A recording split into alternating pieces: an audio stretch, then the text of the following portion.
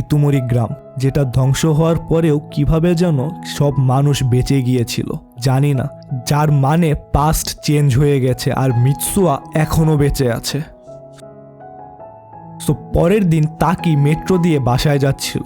একটি স্বপ্ন যা আমার মনে নেই, কিন্তু সেই স্বপ্নে তুমি ছিলে, কিন্তু তোমাকে আমি চিনি না। শুধু এটুকুই জানি তুমি ছিলে। আমি তোমাকে নিশ্চয়ই একদিন খুঁজে বের করব এবং তোমাকে জিজ্ঞেস করব ইয়োর নেম। আর তখনই তাকি অন্য একটি ট্রেনে মিৎসুয়াকে দেখতে পায়, আর মিৎসুয়াও দেখে তাকিকে। সো তারা দুইজনেই ট্রেন থেকে নামে আর দৌড়ায় একে অপরের দিকে।